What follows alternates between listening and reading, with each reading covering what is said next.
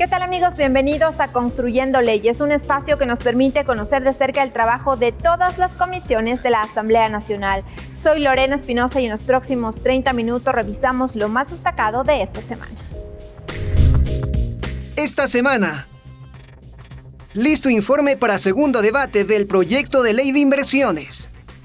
La Comisión de Salud aprobó el informe para primer debate del proyecto de ley de salud e higiene menstrual. Comisión de Fiscalización recomienda el archivo del juicio político en contra del Contralor.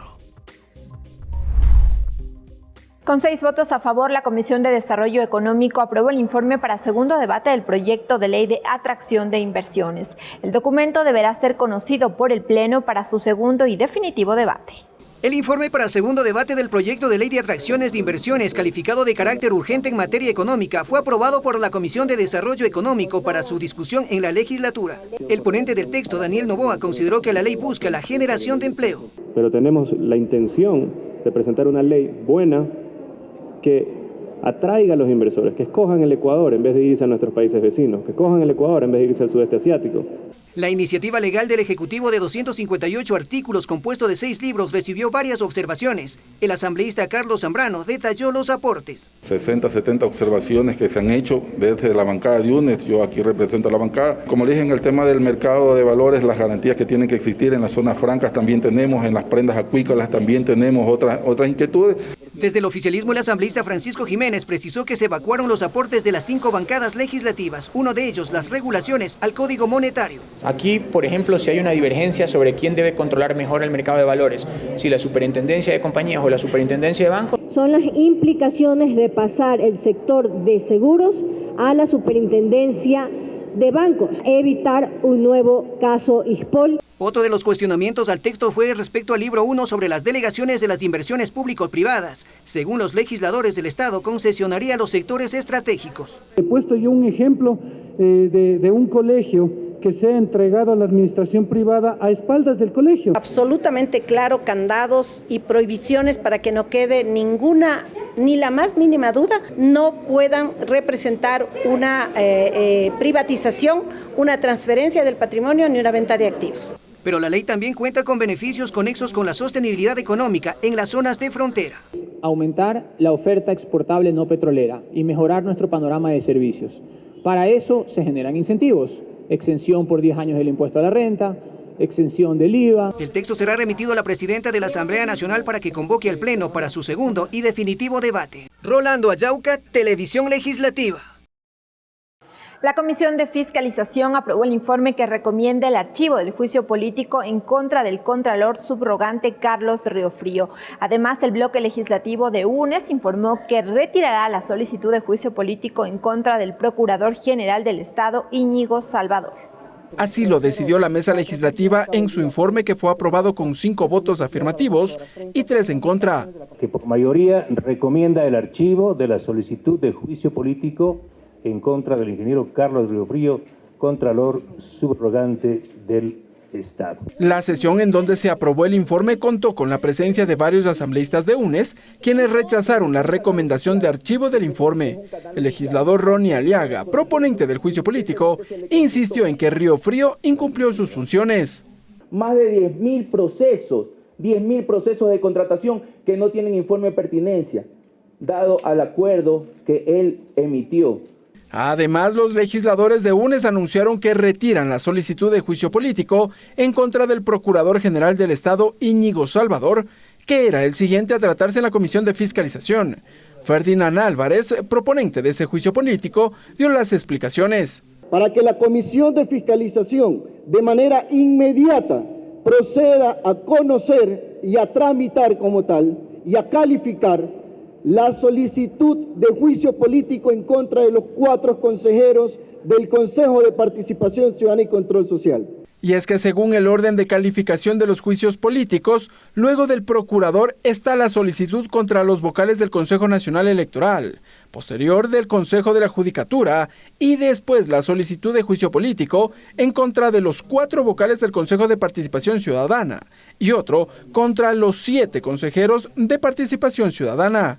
Conminamos a los compañeros de Pachacutic para que una vez que nosotros hemos retirado ellos que están también con un juicio en contra del Consejo Nacional Electoral, retiren de manera inmediata.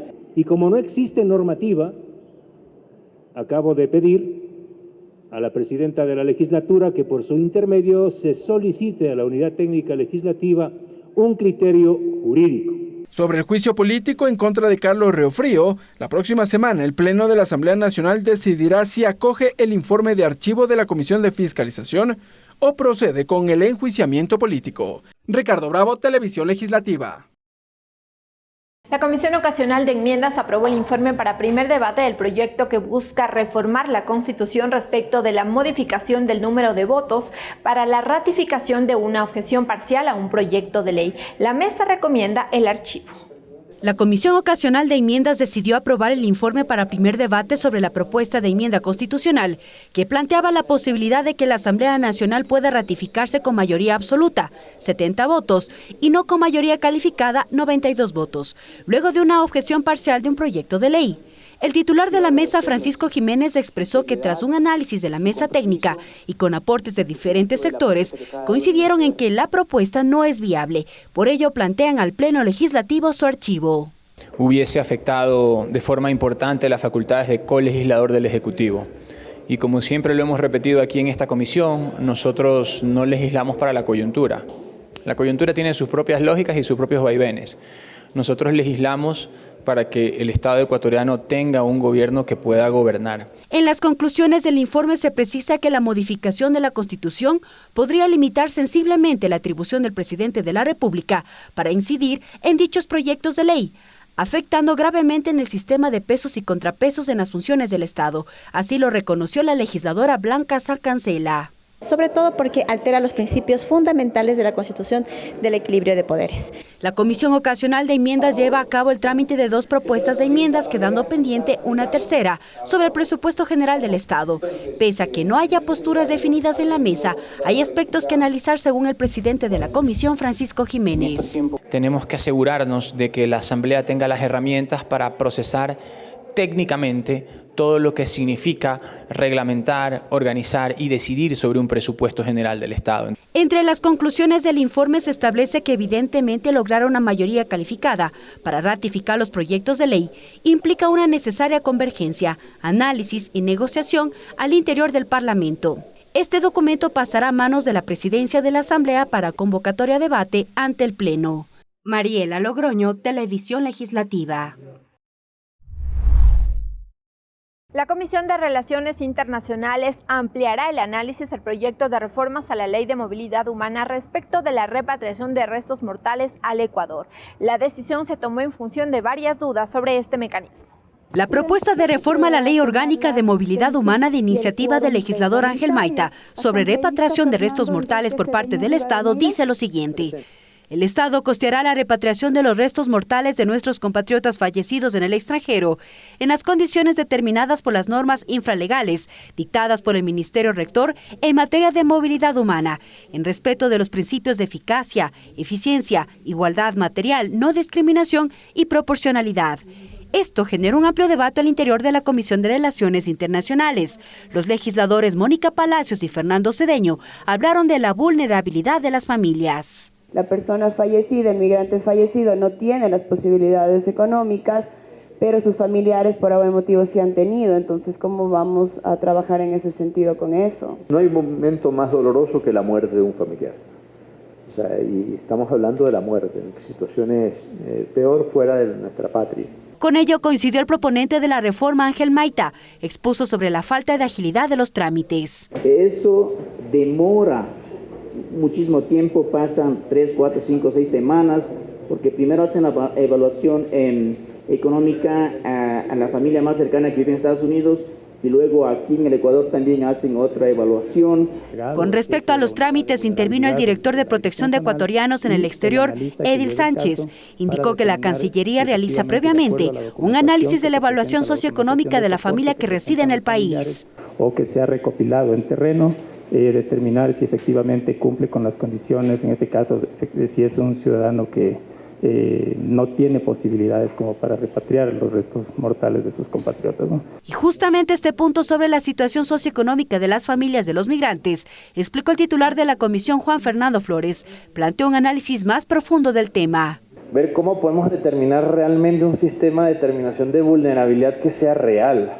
Con el criterio mayoritario, la comisión decidió convocar a los legisladores por Europa a fin de conocer la realidad de los compatriotas en el exterior y trabajar en conjunto con el equipo técnico de cara a la elaboración del informe para primer debate.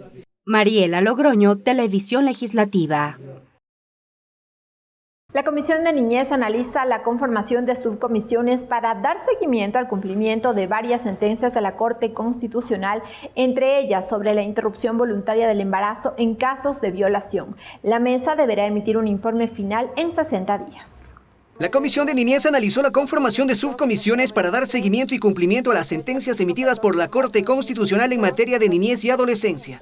6 temas estarían en análisis por los comisionados, entre ellos la constitucionalidad de los artículos 149, 150 del Código Integral Penal COIP respecto a la despenalización del aborto, las relaciones consensuadas que sostienen los derechos de niños y adolescentes, la inconstitucional sobre la tenencia compartida de niños, el caso Satia que declara la vulneración de los derechos constitucionales a la tutela judicial efectiva, al debido proceso, a la identidad personal en relación a la obtención de la nacionalidad, movilidad humana, imprescriptibilidad de infracciones sexuales cometidas por adolescentes. El nuevo rol del organismo será mantener mesas técnicas de trabajo con instituciones involucradas como la Fiscalía General del Estado, el MIES, la Defensoría del Pueblo, entre otras entidades que guardan relación con el tema a ser analizado. De incluir, de analizar, articulado y de trabajar conjuntamente con autoridades o instituciones que señala la misma sentencia de la Corte como encargadas oficialmente de. Y claro que es necesario hacer un seguimiento respectivo de cómo se ha venido tomando y cómo se han venido dando estas resoluciones. También lo hicimos dentro del tema del COMPINAT, quisimos incluirle, vemos la necesidad incluso de las prórrogas que ha habido. Cada subcomisión en un plazo de 60 días deberá presentar informes respectivos del trabajo interinstitucional. Esta legisladora, Vanessa Freire, es conformar la subcomisión para tratar el tema del aborto. Estamos también esperando además el veto presidencial y ver qué va a pasar. Desde el inicio siempre fue clara, defender la vida desde la concepción. Me gustaría integrar la comisión que trate sobre la tenencia, la inconstitucionalidad de la preferencia materna. El informe servirá de insumo para proponer reformas a otras iniciativas legales, las mismas que serán analizadas por la mesa legislativa. Rolando Ayauca, Televisión Legislativa. Las comisiones especializadas permanentes son los organismos en donde se analizan, debaten y construyen los diferentes proyectos de ley. Existen 15 mesas legislativas. Cada una se especializa en un tema y de acuerdo a ello revisan las distintas propuestas de ley.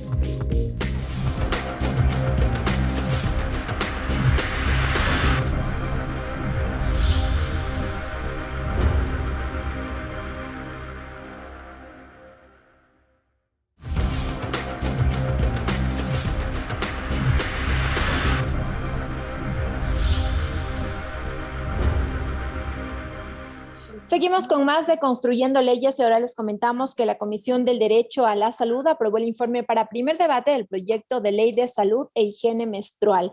Para ampliar la información precisamente ya estamos con el asambleísta Marcos Molina, presidente de esta mesa legislativa. Asambleísta, gracias por aceptar este espacio. Bienvenido. Gracias a ustedes por darme esta oportunidad. Atento a su pregunta.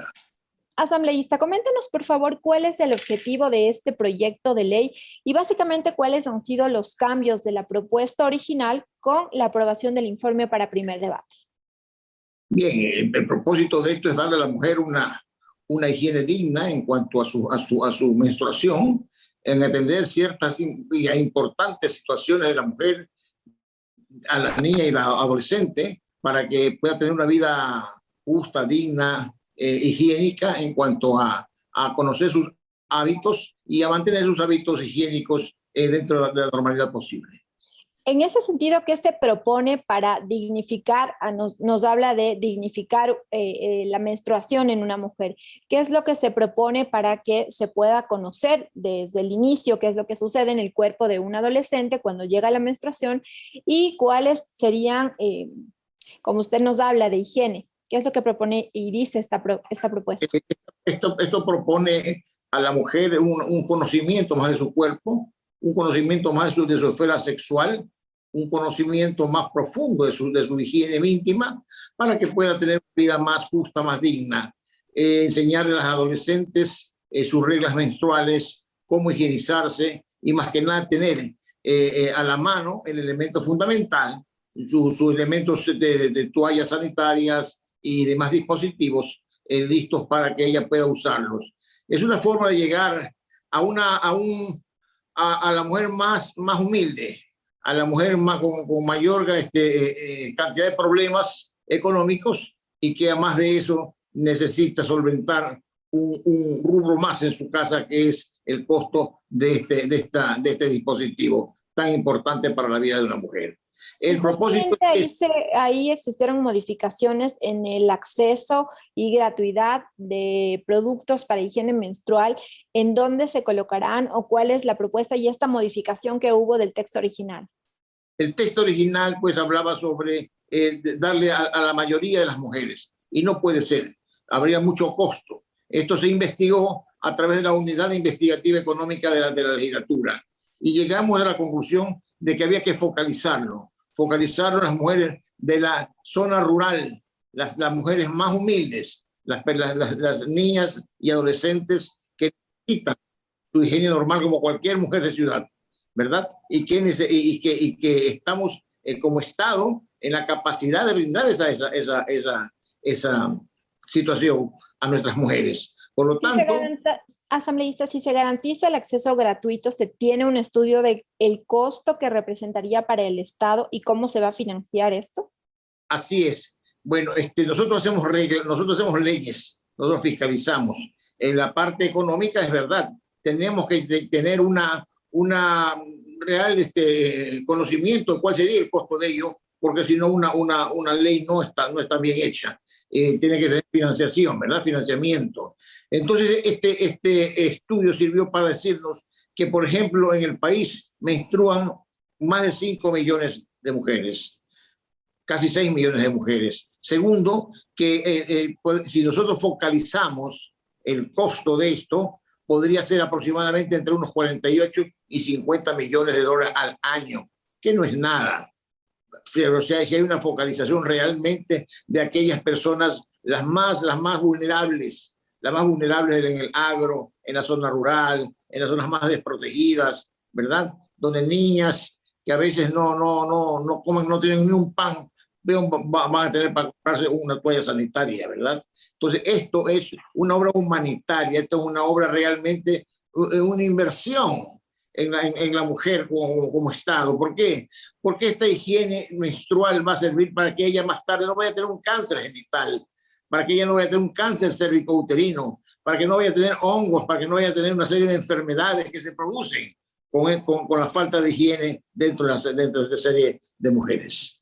La comisión, previo a la aprobación del informe para segundo debate y este tema bajar al pleno, tienen previsto realizar mesas técnicas. ¿Qué es lo que se espera de aquello? Bueno, esperamos mejorar más el articulado, hacer que la población civil, las instituciones, la parte tecnológica, las personas que más conocen de esto, nos ayuden a formar un mejor cuerpo de artículos y de leyes para poder mejorarlo, ¿verdad? Esto es todo, socializar nuestra ley al más alto nivel, con la mayor cantidad de personas y más que nada pues con el interés de que haya realmente una dignidad en la mujer, esa parte tan importante de ella, ¿ya? Que muchas veces pensamos que no es importante, pero que en definitiva nuestra sociedad así lo impone, y más que nada nuestro sistema de salud debería estar direccionado hacia esta parte tan importante. Bien, muchísimas gracias, asambleísta Marcos Molina, presidente de la Comisión del Derecho a la Salud. Ya nos ha explicado cuál es el contenido del informe para primer debate del proyecto de ley de salud e higiene menstrual. Nos vamos a una pausa, quédese en sintonía de la televisión legislativa.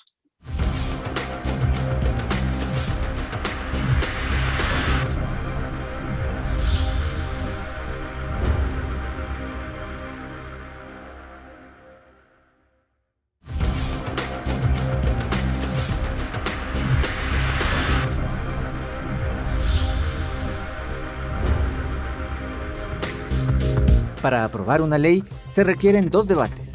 Las comisiones elaboran 2 informes y para cada uno tienen 90 días de plazo. Las comisiones son las encargadas de recoger y analizar la información, convocar a autoridades y representantes del sector civil involucrados con la materia del proyecto de ley en trámite y así llevar una propuesta al Pleno para en lo posterior ser aprobada y convertirse en ley de la República. Gracias por continuar en sintonía de la televisión legislativa y ahora les contamos que la legisladora por Imbabura, Pamela Aguirre, presentó el alcance y el objetivo de su proyecto de ley del Sistema Nacional de Cualificaciones Profesionales. El objetivo es la conformación de un sistema para la certificación de habilidades. La legisladora por Imbabura, Pamela Aguirre, es la proponente del proyecto de ley orgánica del Sistema Nacional de Cualificaciones Profesionales. Es por esto que la Comisión de Educación la recibió la tarde de este lunes. En la mesa, Aguirre explicó que el objetivo principal de la propuesta es construir un sistema de competencias a través de la certificación de habilidades en áreas como la plomería, costura, entre otros. Nosotros proponemos la creación de este Sistema Nacional de Competencias que cualifique agricultores, etcétera, que los cualifique y que les dé una certificación, que les diga usted está preparado en este oficio. Eso les permitirá sin duda tener mayores oportunidades laborales. Aguirre explicó también que en la norma se plantea un esquema de formación continua permanente.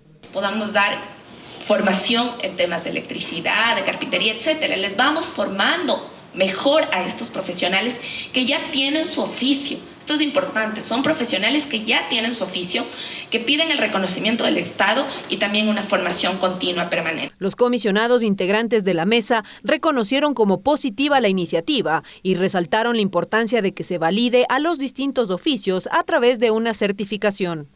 Considero además que estos procesos de capacitación deben conllevar a una formación teórica y práctica. Esa mano productiva, esa mano de obra calificada es muy necesario que se le pueda dar la importancia como debe ser. Una vez que se abocó conocimiento de la iniciativa, se dará paso al proceso de socialización. A la mesa se convocará a representantes del sector artesanal, así como autoridades del Ministerio de Trabajo, entre otros. Jennifer Carrera, Televisión Legislativa. El director del Seguro Social Campesino informó sobre la falta de atención a los afiliados del Seguro Campesino en zonas rurales. De su parte, los comisionados cuestionaron la falta de asignación presupuestaria para salud, así como la falta de dispensarios comunitarios. En el marco de la fiscalización a la falta de atención médica de los afiliados del sector rural, la Comisión de Soberanía Alimentaria de la Asamblea escuchó al director del Seguro Social Campesino, Javier Toledo. El funcionario precisó que desde 2018, debido a la agravada situación de la pandemia, la entidad no ha adquirido medicamentos para atender a los afiliados del Seguro Campesino. Es decir, buscar los medicamentos en función de las 20 primeras causas epidemiológicas y hemos trabajado, estamos prácticamente en cierre de los procesos ya para la adquisición de los medicamentos que esperamos hacerlo la próxima semana. Trabajando por cuanto los médicos que se jubilan, no podemos tener la oportunidad nosotros de contratar nuevos profesionales. Los legisladores cuestionaron la asignación presupuestaria para la salud de los beneficiarios y el equipamiento de dispensarios médicos rurales. Los mayores medicamentos que se consumen en Manabí, y Ujito lo sabe más que nosotros, Cardiol y Losartán. Pero esos son los medicamentos que siempre escasean. Para trabajar dentro de nuestras facultades en un proceso de fiscalización. La construcción del centro de salud fallida en 2015 en Xobolpamba, en la parroquia San Juan, en la provincia de Chimborazo, también fue interrogado. El presidente de la mesa legislativa, Mariano Curicama, explicó las irregularidades de la supuesta obra a ejecutarse. Construir una nueva unidad médica 2. Yo le he preguntado cuándo va a construir y nos responde que han enviado a la Dirección Provincial de Tungurahua. Y vamos a seguir haciéndole seguimiento a su administración, que deja mucho que decir. Ronnie Aliaga, integrante de la comisión, demandó las repercusiones de la deuda general del Estado de $600 millones con el Seguro Social Campesino, que según dijo la limitada atención médica afecta a los afiliados. Claro, el presupuesto que nos deberían pagar son 650 millones a nosotros, al Seguro Social Campesino. Son 10.000 millones que le deben al Instituto Ecuatoriano de Seguridad Social. Usted habla de un presupuesto, pero nos habla de supuestos. Y no es el tema de supuestos. Usted hace una programación Creo que vamos a pedir al CAL que resuelva y vengan en forma presencial todas las comparecencias de los ministros. Tanto el director del Seguro Social Campesino Javier Jurado como el director del Instituto Nacional de Estadísticas y Censos Óscar Castillo, quien envió a su delegado, nuevamente serán convocados. En la mesa deberán explicar la falta de gestión e información. Rolando Ayauca, Televisión Legislativa. 7 instituciones deberán proporcionar información sobre la crisis carcelaria que vive el país. La Comisión de Soberanía y Seguridad Integral aprobó el cuestionario que será remitido a las diferentes entidades. Se trata del Ministerio de Relaciones Exteriores, Corte Nacional de Justicia, Defensoría Pública, Centro de Inteligencia Estratégica, Contraloría General del Estado y ECU 911, quienes deberán responder sobre los pedidos de información respecto de la crisis carcelaria que vive el país. La Comisión de Soberanía y Seguridad Integral aprobó los cuestionarios que deberán ser respondidos en un plazo de 10 días, dijo su presidente Ramiro Narváez. Hemos desarrollado un sistema, una metodología para hacer el seguimiento de si se han cumplido o no estas recomendaciones. Las solicitudes de información tienen como base la resolución aprobada por la Asamblea Nacional respecto de la crisis carcelaria e inseguridad ciudadana que atraviesa el país. Narváez recuerda que en ese documento, el legislativo planteó más de 30 recomendaciones a varias instituciones del Estado con el fin de combatir la inseguridad ciudadana. Pero, por ejemplo, todavía no tenemos conocimiento pleno del censo carcelario que nosotros habíamos manifestado. Es importante, todavía no tenemos una visión integral de cómo se va a proceder de manera detallada con el procesamiento de los beneficios penitenciarios.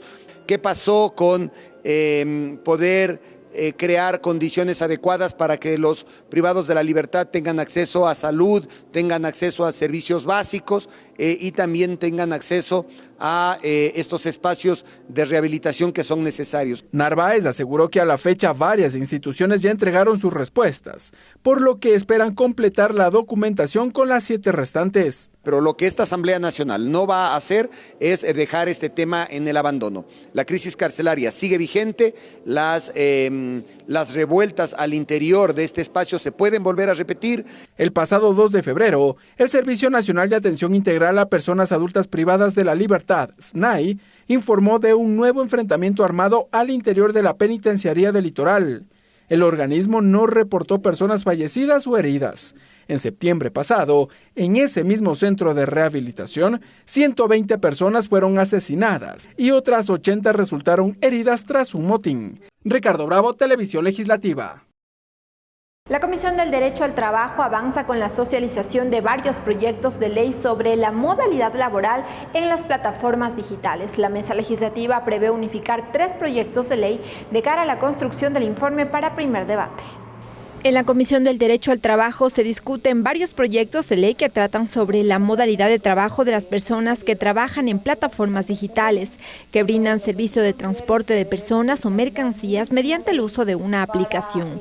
Las propuestas buscan regular la relación laboral existente entre las empresas de las plataformas y sus trabajadores.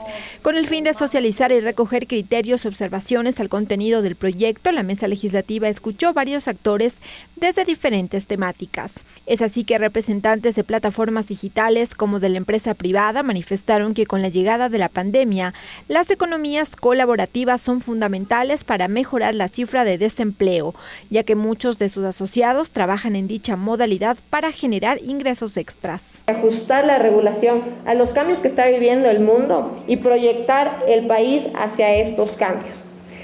Las plataformas digitales son precisamente un ejemplo de estos nuevos modelos de negocios que están surgiendo y que van a seguir surgiendo en respuesta a las necesidades del mercado. Las mujeres hacen 15% más de viajes que los hombres, pero tenemos menos vehículos propios. ¿Por qué hacemos más viajes las mujeres que los hombres? ¿Por qué nos movilizamos más las mujeres que los hombres? Sin embargo, en la mesa existe preocupación por la modalidad laboral que utilizan las empresas de plataformas digitales. ¿Quién responde si hay un accidente de quienes están al servicio de la plataforma Uber? ¿Se da un accidente, hay un fallecido? ¿Quién responde? Ante ello, el secretario del Frente de Trabajadores de Plataformas Digitales expuso las condiciones en las que laboran, por lo que pidió a los legisladores que se implemente un sistema formal de trabajo. Nuestros equipos de trabajo, nosotros lo compramos. ¿Sabe cuánto cuesta el equipo de pedidos ya? La chompa, la chaqueta, cuesta $40. Multiplique $40 por 3.000. Ahorita en diciembre del año pasado, a un compañero le pegaron un tiro en el Comité del Pueblo por entregar un pedido. Le dieron un tiro. ¿Cuál seguro respondió? Ningún seguro. La comisión continuará receptando observaciones y prevé unificar 3 proyectos de ley en dicha materia. Lorena Espinosa, Televisión Legislativa. Bien, y así concluimos esta emisión, amigos, pero recuerden que ustedes pueden seguir de cerca el trabajo de todas las comisiones a través de sus redes sociales. Hasta la próxima.